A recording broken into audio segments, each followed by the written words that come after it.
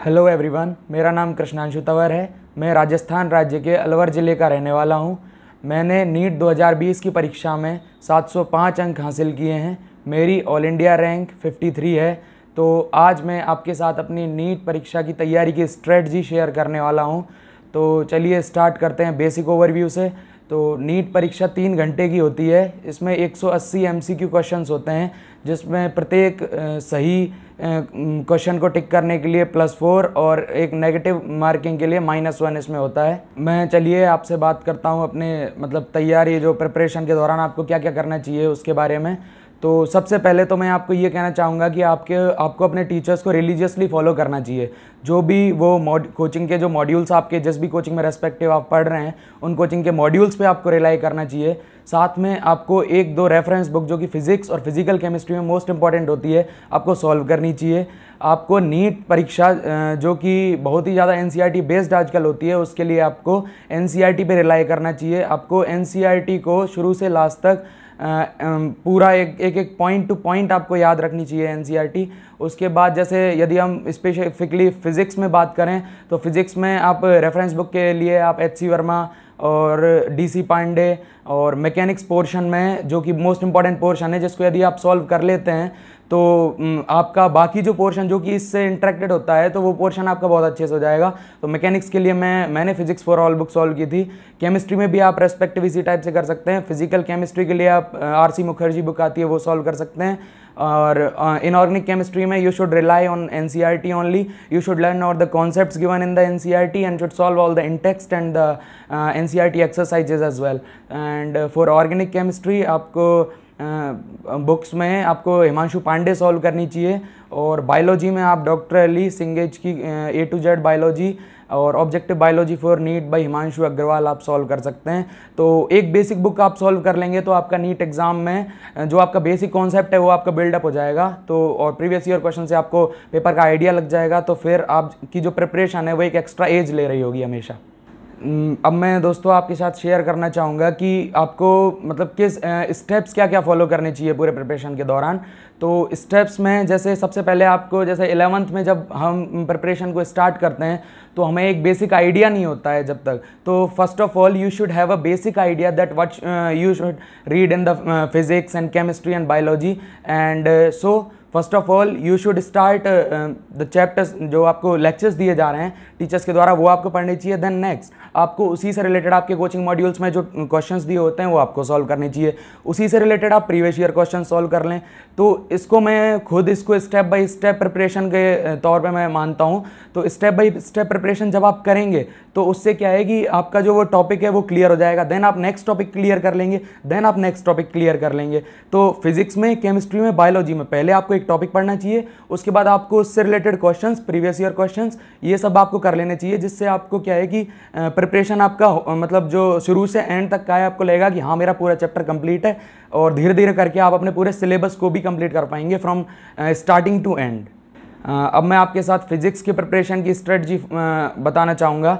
तो फिज़िक्स के लिए हमारे सबसे पहले हमारे टीचर्स क्लासेस लेते थे। तो क्लासेस में जो चैप्टर था उससे रिलेटेड कोई एक टॉपिक जैसे पढ़ा दिया जाता था, तो उसके बाद मैं वहाँ से आने के बाद मैं NCERT स्टडी करता था। उसके बाद उसी टॉपिक से रिलेटेड NCERT के जो एग्जाम्पल्स हैं वो सॉल्व करता था और जो एक्सरसाइज में जो क्वेश्चन दिए हैं वो सॉल्व करता था। देन मैं कोचिंग के अपने मॉड्यूल सॉल्व करता था उसी टॉपिक से रिलेटेड। और फिर उसके बाद जो JEE मेंस के प्रीवियस ईयर पेपर जो आए हुए हैं अब तक के 10 to 15 years you may solve for an extra age in the NEET examination, although the examination of the physics is not so tough. सो आप इस तरीके से कर सकते हैं। JEE मेन के जब आप पेपर कर लेंगे सॉल्व तो आपकी फिजिक्स की प्रिपरेशन वहाँ पे कंप्लीट हो चुकी होगी। केमिस्ट्री की प्रिपरेशन के लिए आपको मैं पहले एक तो डिवाइड कर देना चाहूँगा कि केमिस्ट्री में 3 पोर्शंस हैं हमारे पास, फिजिकल, इनऑर्गेनिक और ऑर्गेनिक। तो फिजिकल केमिस्ट्री में आपको सबसे पहले जो आपके टीचर्स जो लेक्चर दें उनके जो नोट्स हों उनको आपको आके तुरंत की तुरंत रिवाइज़ करना चाहिए। एक बार जब आप वो रिवाइज़ कर लें तो फिर आपको NCERT पे आना चाहिए। NCERT में आपको कलर्ड पेन या फिर जो भी आपको इंपॉर्टेंट लगता हो उससे आप उसको अंडरलाइन कर लें, जिससे कि वो आपको बाद में रिवाइज करने में बहुत ही ज़्यादा हेल्पफुल होगा। वहाँ से आप करने के बाद फिर एनसीईआरटी क्वेश्चन सॉल्व करें, फिर आप प्रीवियस ईयर पेपर्स पे जाएं, फिर आप जेईई मेंस के प्रीवियस ईयर पेपर्स पे जाएं। यही मैं तीनों के लिए बताना चाहूँगा। इनऑर्गेनिक केमिस्ट्री में आप जेईई मेन के प्रीवियस ईयर पेपर पे नहीं भी जाएं तो आपका काम चल सकता है, क्योंकि अब इनऑर्गेनिक केमिस्ट्री में NCERT is more than enough. Organic chemistry में आपको सॉल्व करना चाहिए जेईई मेंस के पेपर, तो केमिस्ट्री की प्रिपरेशन के लिए ये एक एक्स्ट्रा एज साबित होंगे। तो दोस्तों अब चलिए बायोलॉजी के प्रिपरेशन के बारे में मैं आपके साथ कुछ डिस्कस करना चाहता हूँ। तो बायोलॉजी में ये है कि सारे स्टूडेंट्स को मैक्सिमम स्कोर करने से ही, मतलब ये आपको इतना स्कोरिंग सब्जेक्ट है, आप इसको करते हैं तभी आपको जाके सिलेक्शन मिलता है, और बाकी फिजिक्स और केमिस्ट्री को रैंक का सब्जेक्ट बोला जाता है। तो बायोलॉजी में आपको मैक्सिमम सही करने की कोशिश करनी चाहिए। उसके लिए आपके पास सबसे मेन जो हथियार है वो बायोलॉजी बुक्स हैं, तो एनसीईआरटी बुक्स हैं। तो एनसीईआरटी बुक्स में आप जब पढ़ना शुरू करें तो एक बार में आप उस चैप्टर को 1.5 घंटे दें। मैं जो करता था वो यही स्ट्रेटजी थी कि सबसे पहले मैं जब पहली बार चैप्टर को पढ़ता था हमारे टीचर के पढ़ाने के बाद, तो मैं 1.5 से 2 घंटे में उस चैप्टर को पहली बार में पढ़ता था। देन क्योंकि वो चैप्टर एक बार मेरे लिए ईजी हो चुका होता था, उसमें मैंने मोस्ट इंपॉर्टेंट चीज़ जो मेरे को 30% ऑफ द चैप्टर जो कि मैं ग्रैब नहीं कर पाया हूँ उसको मैं अंडरलाइन कर लेता था और उसको कलर्ड पेन से कर लेता था। देन वंस अगेन मैं उसको रिवाइज करता था। जैसे एक महीने के अंदर जो मेरा 3rd रिवीजन आता था, तो उस 3rd रिवीजन में मैं जो फर्स्ट टाइम जो पॉइंट्स मैंने कलर्ड पेन से अंडरलाइन किए थे, तो उनको मैं उनमें से भी जो चीज़ें मेरे को और कम रिवाइज हुई उनको मैं करता था। देन फाइनली यानी 3rd 4th रिवीजन तक आते आते उस चैप्टर का रिवीजन का टाइम मेरे पास 15 से 20 मिनट का रह जाता था। तो इस तरीके से मैं सारे चैप्टर्स को बहुत जल्दी जल्दी रिवाइज करता था और उसकी फ्रिक्वेंसी को भी मैं बढ़ा पाता था बायोलॉजी में। बायोलॉजी में मैं आपको एक चीज़ और सजेस्ट करना चाहूँगा कि आपको एनसीईआरटी बुक्स में जो फिगर्स दिए हैं उन पे आपको, हालांकि 2 साल से उनके ऊपर क्वेश्चन नहीं पूछे जा रहे हैं, बट आपको फिगर्स में बहुत ही इंपॉर्टेंट ये चीज़ें दी हुई हैं, उनमें पॉइंट्स बहुत इंपॉर्टेंट दिए हुए हैं, तो उनको आपको स्पेशली पढ़ना चाहिए। साथ में आपको एनसीईआरटी बायोलॉजी की समरी को नेगलेक्ट नहीं करना चाहिए। समरी को मैंने काफ़ी लास्ट में मैंने उसको मतलब एक्सप्लोर किया था, तो उसमें मेरे को बहुत ही ज़्यादा इंपॉर्टेंट चीज़ मिली, स्पेशली ह्यूमन फिजियोलॉजी वाले चैप्टर्स में, वो आपको ज़रूर पढ़ना चाहिए। और किसी भी यूनिट से पहले कोई ना कोई बायोलॉजिस्ट के बारे में दिया है, तो उससे नीट 2019 में एक क्वेश्चन पूछा जा चुका था। तो फ्रेंड्स मैं आप सबसे रिक्वेस्ट करूंगा कि आप वो वाला पोर्शन भी जरूर से पढ़ लें, जिससे कि कोई यदि ऐसा क्वेश्चन आता है तो आपके पास एक बाकी बच्चों के कंपैरिजन में एक्स्ट्रा एज हो, जो कि इस पोर्शन को ऑफन निगलेक्ट कर देते हैं। उसके अलावा आपको यदि 12th की बायोलॉजी के लिए मैं सजेस्ट करूंगा कि आप जब बोर्ड्स की प्रिपरेशन कर रहे होते हैं तो उस दौरान आप एनसीईआरटी को काफ़ी मतलब रिवाइज करते हैं comparison to 12th short duration में। तो इससे आपका 12th वाले पोर्शन जो है वो अपने आप ही अच्छा होने लगता है। तो आप जब आप 12th में हो तो कई बच्चों को प्रॉब्लम रहती है कि 11th मेरा अच्छे से रिवाइज नहीं हो पा रहा है, तो मैं ये कहूँगा कि जब आप 12th में, बोर्ड तो आपका हो ही जाएगा, तो 11th आपका वहाँ पे साथ में आपको टाइम कम नहीं पड़ेगा। 12th होने के साथ साथ आप 11th भी वहाँ पे कर पाएंगे, तो ऐसी कोई टेंशन लेने की इसमें मेरे अकॉर्डिंग कोई ज़रूरत नहीं है। As I have already told, but I want to explain what are some of the important books that you should follow for NEET examination to be cracked. So first of all, let us talk about physics. So physics, first of all, you should have a basic concept of the mechanics subject. Mechanics is a very important subject, and if you have a clear concept of mechanics, then you can easily solve some of the other units such as electromagnetism, electrostatics, all that include some of the basic concepts of mechanics. So mechanics के लिए मैं आपको बोलूँ, जो मैंने खुद ने solve की थी वो फिजिक्स फॉर ऑल बुक थी। तो वो उस बुक में जो मैकेनिक्स के जो कॉन्सेप्ट्स हैं वो बहुत मतलब ब्रॉडली दिए हुए हैं, इंग्लिश में लिखी हुई वो बुक है, तो उससे मेरे कॉन्सेप्ट्स मतलब बहुत बिल्डअप हो पाए, क्योंकि मतलब मेरी खुद की लैंग्वेज में, तो इस कारण मैं बहुत अच्छे से उनको समझ पाया। टॉपिक वाइज उसमें क्वेश्चन दिए थे, तो मैकेनिक्स मेरा एक स्ट्रॉन्ग पोर्शन बन चुका था। देन बाकी टॉपिक्स के लिए, इलेक्ट्रोमैग्नेटिज्म और बाकी सब के लिए मैंने एच.सी. वर्मा को प्रेफर किया। उसमें मैं थ्योरी और बाकी सब जो उसमें ऑब्जेक्टिव 1, ऑब्जेक्टिव 2 और एक्सरसाइज करके दिए हैं, तो वो सब मैं उसमें सॉल्व करता था एच.सी. वर्मा में। और डी.सी. पांडे में मैंने मॉडर्न फिजिक्स और वो वाला पोर्शन जो है वो डी.सी. पांडे से किया है फिजिक्स में। बाकी आप और कोई भी बुक जो आपको सिंगेज वगैरह जो आप अपने कॉन्सेप्ट्स बेटर करने के लिए चाहें वो आप ले सकते हैं। बाकी केमिस्ट्री में मैं बात करूं तो physical chemistry is just like physics. So after getting grasp the concept then you should follow one of the books at least. So जो बुक मैंने सॉल्व की थी वो RCM थी, RC मुखर्जी बुक जो आती है, तो उससे मेरे को इक्विलिब्रियम चैप्टर मैंने खासकर सॉल्व किया था, वो मेरे को अच्छा लगता था इस वजह से। तो ये उस चैप्टर को आप जरूर सॉल्व करें, और बाकी उसमें बहुत ही ऑब्जेक्टिव एक्सरसाइज दी है तो उसको भी आप सॉल्व करें RCM। देन इनऑर्गेनिक केमिस्ट्री में आपको कोई एक्स्ट्रा बुक सजेस्ट मैं नहीं करूँगा, आप NCERT पे रिलाई करें। बाकी कोई भी एक साइड बुक यदि आप चाहते हैं आपके कोचिंग मॉड्यूल के अलावा, वो आप सॉल्व कर सकते हैं। कोचिंग मॉड्यूल को ज़रूर सॉल्व करें। उसके बाद ऑर्गेनिक केमिस्ट्री की बात करें, ऑर्गेनिक केमिस्ट्री में बुक आती है हिमांशु पांडे की बुक आती है, तो वो बुक बहुत ही शानदार है। और मतलब मेरे कई फ्रेंड्स MS चौहान भी सॉल्व करते थे, वो बुक भी बहुत अच्छी थी, बट जो मैंने सॉल्व की थी वो तो हिमांशु पांडे ही थी। फिर देन अपन मूव करते हैं बायोलॉजी की तरफ। तो बायोलॉजी में NCERT और वो सब पढ़ने के अलावा जो बुक मैंने ऑब्जेक्टिव के लिए मतलब सॉल्व की हैं, तो वो है ऑब्जेक्टिव बायोलॉजी फॉर नीट, ये डॉक्टर हिमांशु अग्रवाल। ये बुक भी मेरे को बहुत अच्छी लगी। तो इसमें क्योंकि बहुत मतलब 200-300 के अमाउंट में पर चैप्टर क्वेश्चन दिए हुए हैं, तो ये बुक मेरे को बहुत अच्छी लगी। बाकी डॉक्टरली जिसमें कि पॉइंट टू पॉइंट क्वेश्चंस दिए हुए हैं NCERT के, तो डॉक्टरली भी एक बहुत अच्छी बुक है। और सेम मैं सजेस्ट करना चाहूँगा कि single A to Z biology भी मैंने सॉल्व की थी, वो भी आप सॉल्व कर सकते हैं। तो अब मैं आपके साथ शेयर करना चाहूँगा कि मॉक टेस्ट का कितना इंपॉर्टेंस होता है नीट प्रिपरेशन के दौरान, और मॉक टेस्ट सॉल्विंग स्ट्रेटजी ये सब कितना इंपॉर्टेंट होता है। तो मॉक टेस्ट में कहूँगा कि जब कोई भी चैप्टर आप पढ़ लेते हैं, जब आप ग्रैब कर लेते हैं कोई भी चैप्टर, जब आपको पढ़ा दिया जाता है एक बार, तो हर बच्चा लगभग उतना ही सेम लेवल तक लगभग ग्रैब अप कर लेता है। कोई 60% मोर और लेस सेम, 60%, 70%, 80% ग्रैब कर लेता है। But the most important part is the toppers और the students who are doing really well are very comfortable in solving the questions and they try to solve more and more questions of the concerned topic। तो मैं मतलब ये बोलूँगा कि जो mock test होते हैं वो आपको बताते हैं कि जो टॉपिक आपको पढ़ा दिया गया है उसमें आपकी कितनी पकड़ है उस टॉपिक के ऊपर। तो मॉक टेस्ट का नीट की प्रिपरेशन के दौरान मैं कहूँगा सबसे ज़्यादा इंपॉर्टेंट रोल है। आपको एक मॉक टेस्ट जब आप दें, जैसे टॉपिक वाइज टेस्ट होते हैं, तो उस टॉपिक के आप शॉर्ट रिवीजन जो मैंने स्ट्रेटजी बताई उस तरीके से आप शॉर्टली रिवाइज कर सकते हैं, जो कलर पेन से आप वो सब करके उसको रिवाइज करने के बाद जब आप मॉक टेस्ट दें तो उसमें आप फाइंड आउट करें कि मैंने कहाँ NCERT से कहाँ ये पढ़ा था, कहाँ मैंने मिस्टेक कर दी इस टाइप से। और उन मिस्टेक्स तब आपको पता चल जाएगा कि आप उस चैप्टर में कंसर्न चैप्टर में कहाँ पे आप वीक हैं। तो जब आपको पता चल जाएगा फिर आप अपने उन जो मिस्टेक्स हैं उनको एक अलग कॉपी में नोट डाउन कर लें, और वो आपके लिए एज अ बूस्टअप रहेगा, confidence boost up during the last time of the examination, just before 1 month of the examination. तो वो आपके लिए बहुत ज़्यादा हेल्पफुल रहेगा। उसको मैं M नोटबुक बोलता था। तो ये M नोटबुक का जो कॉन्सेप्ट है इसने रियली मेरे को एग्जाम से पहले कॉन्फिडेंस बूस्टअप करने में बहुत ज़्यादा हेल्प की। मैं आपके साथ अब 11th और 12th का स्टैटिस्टिकल कंपैरिजन करना चाहूँगा जो क्वेश्चंस का है नीट एग्जामिनेशन में। तो अप्रॉक्सीमेटली 50-50% होता है, but often we use to see that 11th part is 52% approximately and 48% is 12th। So this does not matter, this is a simple small difference. सो मैं आपको बोलना चाहूँगा कि 11th और जो 12th का जो पोर्सन है, 11th वैसे भी आप बहुत अच्छे से कर लेते हैं जब आपके पास टाइम होता है। तो 11th के लिए रूटीन अलग होता है, 12th के लिए अलग आपको चलाना चाहिए। तो क्योंकि 12th में आपके पास बोर्ड्स का रहता है और 11th का रहता है। हालांकि आप 11th बहुत अच्छे से कर चुके होते हैं, तो जस्ट आपको रिवीजन के लिए 15-20 मिनट पर चैप्टर देना होता है। तो जब आप 11th में हो और जब आपके सिलेबस चल ही रहा हो उस टाइम पे, तो मतलब आपको शेड्यूल इस टाइप से फॉलो करना चाहिए कि आप सुबह जब उठें, what ever you might be, जैसे कि मैं खुद रात को पढ़ना पसंद करता था, लाइक इन नाइट आउल। तो मैं कहना चाहूँगा जैसे कि आप जग जाएं 7 बजे के अप्रॉक्स आपको जग जाना चाहिए, और आपको स्टार्ट करना चाहिए सबसे पहले इनऑर्गेनिक केमिस्ट्री या फिर बायोलॉजी, आप किसी भी सब्जेक्ट से स्टार्ट कर सकते हैं। उसके बाद जब आप इनऑर्गेनिक केमिस्ट्री और बायोलॉजी, फिर उसके बाद आप नाश्ता वगैरह करें जो भी, तो ये करने के बाद उसके बाद आपको फिजिक्स में आना चाहिए।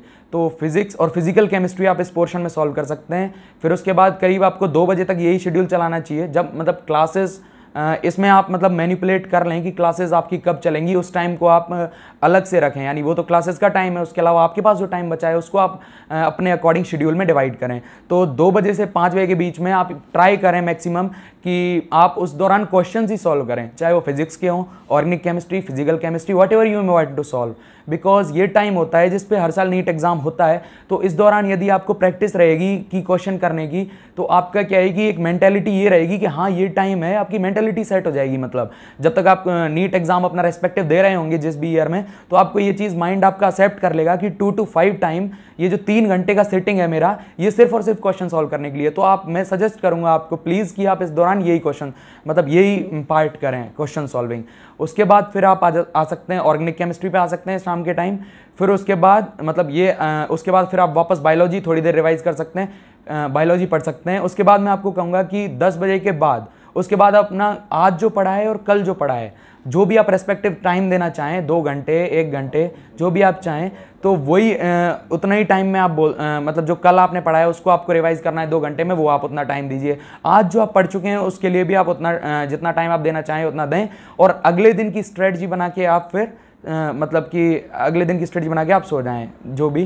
फिर 12th में आपको इस टाइप से करना चाहिए कि 11th के लिए आपको अलग पोर्शन डिवाइड कर देना चाहिए कि शाम के टाइम 3-4 घंटे में मतलब 11th का पोर्शन रिवाइज करूंगा, और अभी बोर्ड की प्रिपरेशन का टाइम ये टाइम है और क्लासेस लेने का टाइम ये है। तो इस तरीके से आप अपनी प्रिपरेशन को बूस्टअप कर सकते हैं।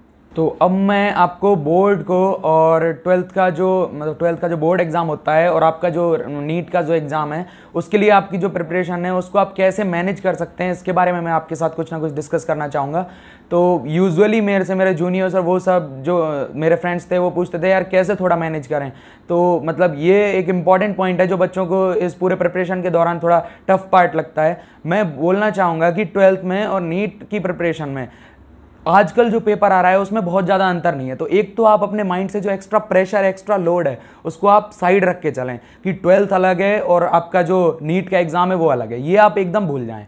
तो मैं आपको ये कहना चाहूँगा कि 12th में जब आप जैसे एनसीईआरटी आप कर रहे हैं तो एनसीईआरटी में आप क्या करेंगे कि थोड़ा जैसे रिप्रोडक्टिव हेल्थ वाला जो चैप्टर है उसमें शुरुआत में थोड़ा थियोरेटिकल पार्ट दिया गया है, तो आपको पता है कि वो नीट पर्सपेक्टिव से इंपॉर्टेंट नहीं है बट बोर्ड पर्सपेक्टिव से इंपॉर्टेंट है। तो इस टाइप का जो पोर्शन है वो आपको पता चल जाता है प्रिपरेशन के दौरान कि हाँ ये पोर्शन बोर्ड के लिए इंपॉर्टेंट है, नीट के लिए नहीं है। तो उसके लिए आप क्या करें कि जो बोर्ड पर्सपेक्टिव से इंपॉर्टेंट है आप अपनी रफ में उससे रिलेटेड पॉइंट्स नोट डाउन करें, 1 पॉइंट 2 पॉइंट 3 पॉइंट आपसे पूछा जा रहा है कुछ भी तो उससे रिलेटेड 1 2 3 इस टाइप से आप पॉइंट नोट डाउन करें। तो उससे क्या है आपकी जो बोर्ड की जो प्रिपरेशन है वो नीट की प्रिपरेशन से बहुत ज़्यादा अलग नहीं रह जाएगी। और बोर्ड की प्रिपरेशन आपकी कैसे नीट में हेल्प कर सकती है ये भी मैं आपको बता देता हूँ, जिससे एक मेंटल प्रेशर जो क्रिएट हो चुका है वो आप मतलब हटा सकते हैं। तो देखिए मतलब जो नीट जैसे कोई भी आप बोर्ड की प्रिपरेशन में क्या करते हैं, रफ में लॉन्ग नोट्स लिखते हैं। तो आपको क्या है कि जब आप लिख रहे हैं, जैसे आप कोई किसी भी एक टॉपिक के बारे में लिख रहे हैं, जब आप उसको लंबा लिख रहे हैं इसका मतलब ये है कि आपको वो टॉपिक कितना समझ में आ गया, कितनी चीज़ें जो उसमें इंफॉर्मेटिव हैं वो आपको याद हैं। तो ये जब आप वो लिख रहे होंगे तो आपकी नीट की भी तो प्रिपरेशन साथ चल रही होगी ना। तो मैं ये कहना चाहूँगा कि आप उसका एक एक्स्ट्रा लोड ना लें। फिजिक्स जब आप प्रिपेयर कर रहे होंगे तो क्या कर रहे होंगे आप बोर्ड के लिए आप थ्योरी पढ़ रहे होंगे, तो थ्योरी पढ़ रहे होंगे और साथ में एनसीईआरटी क्वेश्चन सॉल्व कर रहे होंगे, तो वहाँ से भी आपकी नीट की जो प्रिपरेशन है वो एनहांस होती है।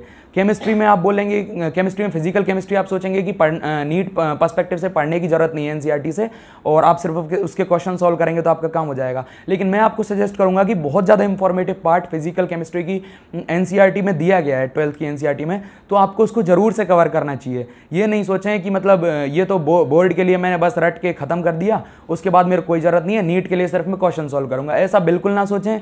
शॉर्ट टाइम नोट्स आप बना के रखें फिजिकल केमिस्ट्री के भी, या फिर जो ऐसा पोर्शन है आपको कम इंपॉर्टेंट लगता है उसको जब आप लिख के रखेंगे एक जगह, तो लास्ट टाइम नीट प्रिपरेशन में 10 दिन पहले आप उसको फटाक से रिवाइज कर पाएंगे। तो आपको मतलब ये टेंशन नहीं रहेगी कि यार मेरा सिलेबस रिवाइज होने से रह गया नीट एग्जाम से पहले। तो फ्रेंड्स मैं आपके साथ सबसे पहले तो आपको सोशल मीडिया के bad effects on the studies, on the preparation of the NEET, on the competitive exams that you are fighting for, उनके बारे में आपको बता देना चाहता हूँ कि मैंने सोशल मीडिया पूरे 2 ईयर फाउंडेशन कोर्स में कभी मैंने हाथ नहीं लगाया सोशल मीडिया के। तो ये मैं आपको कहना चाहूँगा कि ये जो सोशल मीडिया प्लेटफॉर्म है ये स्टूडेंट्स के लिए बहुत ही बैड इफेक्ट क्रिएट करता है। बाकी रही बात लॉकडाउन की, जो अब तक पता नहीं कब तक आगे चलने जा रहा है, तो मैं अपने जूनियर्स आप लोगों को यही सजेस्ट करूँगा कि you should fix your hours on the mobile, और वो भी सोशल मीडिया पे नहीं होना चाहिए। मोबाइल पे आपको सिर्फ क्लासेस का टाइम फिक्स करना है, अपने जो टीचर्स हैं उनके साथ जो क्वेश्चन पूछने हैं उतना टाइम आपको फिक्स करना है। बाकी सोशल मीडिया को आप 2 साल के बाद भूल जाएं। मैं तो सिर्फ आपको यही कहना चाहूँगा, आपके पेरेंट्स भी बोलते होंगे, टीचर्स भी बोलते होंगे कि बेटा सोशल मीडिया से दूर रहो, अभी 2 साल की बात है। तो वही मैं कहना चाह रहा हूँ कि आपको 2 साल के बाद क्या लग्जरियस ज़िंदगी मिलने वाली है, या फिर 1 साल जो भी आप प्रिपरेशन कर रहे हैं, तो उसके बारे में आप सोचें ना। आप अपनी कई बच्चे जो मतलब उतना अच्छा इकोनॉमिक बैकग्राउंड नहीं होता है, आप उसके बारे में सोचें ना कि आप जब आप नीट फाइट कर लेंगे, क्रैक कर लेंगे, उसके बाद उन लोगों को क्या खुशी होगी और आप उनको क्या लग्जरियस लाइफ दे पाएंगे। तो प्लीज़ सोशल मीडिया के प्लेटफॉर्म से आप दूर रहें, ये मेरी आप सबसे रिक्वेस्ट है। और एक चीज़ मैं आपके साथ शेयर करना चाहूँगा कि पेपर अटेम्प्टिंग स्ट्रेटजी, ये मेरा मेन टूल है पेपर अटेम्प्टिंग स्ट्रेटजी। मैंने मात्र 1.5 घंटे में पेपर कंप्लीट कर लिया था और आधा घंटे में शुरुआत में मैंने 120 ईजी 100 क्वेश्चंस करीब करीब सॉल्व कर लिए थे। तो मैं मतलब इसके लिए पेपर अटेम्प्टिंग स्ट्रेटजी के बारे में बताना चाहूँगा कि शुरुआत में आप 5 मिनट सिर्फ उसे पेपर देख सकते हैं, 5 मिनट 2 मिनट जस्ट, कि कौन सा पोर्शन ईजी आया है, किस टाइप का पोर्शन है, कौन सा पोर्शन आपको बिल्कुल नहीं छोड़ना है। इस टाइप से आप मतलब एक जनरल एनालिसिस कर लें आप पेपर को खोल के देख के, physics then chemistry then biology. फिर उसके बाद मैं जो पर्सनली स्टार्ट करता था वो मैं 135th क्वेश्चन से स्टार्ट करता था। मतलब जैसे 91 आप मान के चलिए, बायोलॉजी शुरू है 90 से आगे, तो मैं 136 क्वेश्चन से स्टार्ट करता था। उसका एक मैं मतलब ये मेरा सेल्फ रीज़न है, मैं जो सोचता था कि मतलब कि कहीं 91 पे उन्होंने इस टाइप के क्वेश्चंस रखे हों जो थोड़े से टफ हों और वो मेरा मतलब कॉन्फिडेंस लेवल गिरा दें और मेरा पेपर बेकार हो जाए, मैं ये नहीं चाहता था। इस वजह से मैं 136 जो कि एक बीच का पोर्शन है वहाँ से मैं शुरू करता था। 136 से देन मैं स्टार्ट करता था, फिर 136 से मैं 80 तक आता था। और ये इस टाइम में मैं सिर्फ इजी क्वेश्चंस कर रहा होता था जिनको अब मैंने देखा और उन पे ऑप्शन पे टिक कर दिया। इसी तरीके से मैं स्टार्ट करता था 136, then move on to 180, then rather starting from 91 to 135 and then chemistry में मैं इजी 100 क्वेश्चन सिर्फ जो एक बार में मैंने देखा और टिक किया। इसी टाइप में फिजिक्स में, तो जब मैं इतने पे आता था तो इस साल के नीट के, वैसे नॉर्मली मैं जब अपने कोचिंग के टेस्ट सॉल्व करता था तो इस तरीके से मैं अप्रॉक्सीमेटली 90 क्वेश्चन सॉल्व कर लेता था पहले 35-40 मिनट में। तो मतलब मेरा 50% वो कंप्लीट हो चुका होता था पेपर, तो मेरे ऊपर से एक मेंटल प्रेशर हट जाता था। और एक मेरे पास एक्स्ट्रा एज होती थी कि यार अभी तो आधा घंटा ही हुआ है या फिर 40-45 मिनट ही हुए हैं, अभी तो मतलब 2.5 घंटे का टाइम या फिर 2.25 घंटे का टाइम तो तेरे पास बचा हुआ है। तो फिर मेरे पास एक मतलब वो टेंशन नहीं रहती थी पेपर की। तो यहाँ पे आप मतलब सबसे पहले इजी वाले क्वेश्चंस, और जैसे इस साल के नीट के पेपर में मैं करीब करीब 120 क्वेश्चन उस टाइम में कर पाया था।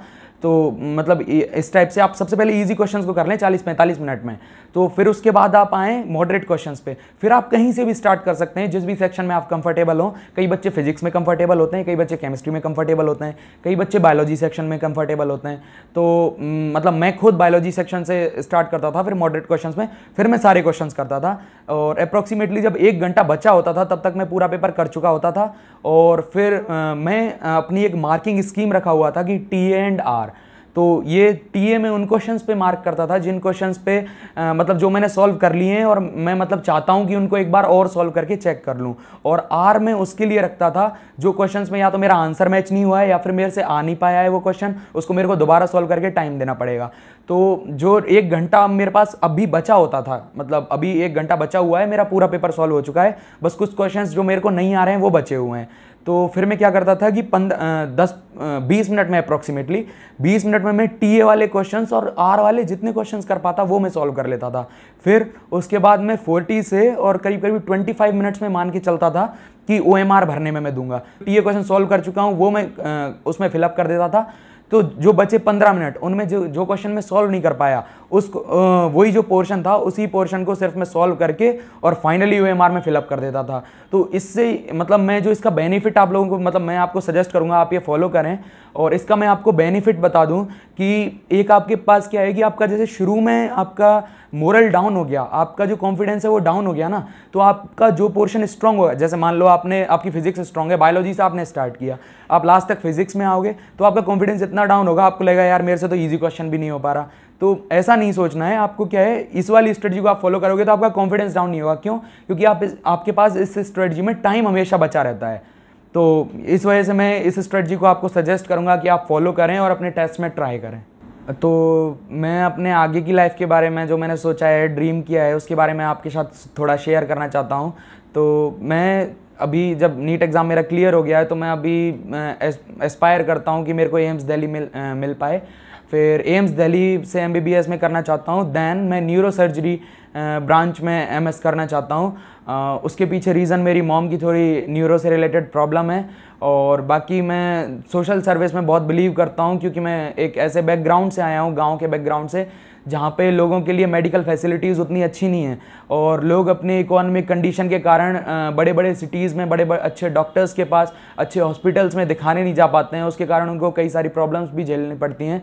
तो मैं सोशल सर्विस करके उन लोगों की हेल्प करना चाहता हूँ। तो दोस्तों, मैंने इसी स्ट्रेटजी से अपने लक्ष्य को हासिल किया है और मैं उम्मीद करता हूं कि आप इसी स्ट्रेटजी को फॉलो करके आप अपने ड्रीम को सच कर पाएंगे। और यदि आपको ये वीडियो अच्छा लगा हो तो लाइक करिए, शेयर करिए और डेली नॉलेज ट्रैक चैनल को सब्सक्राइब करिए। तो दोस्तों, देखते रहिए DKT एंड थैंक यू।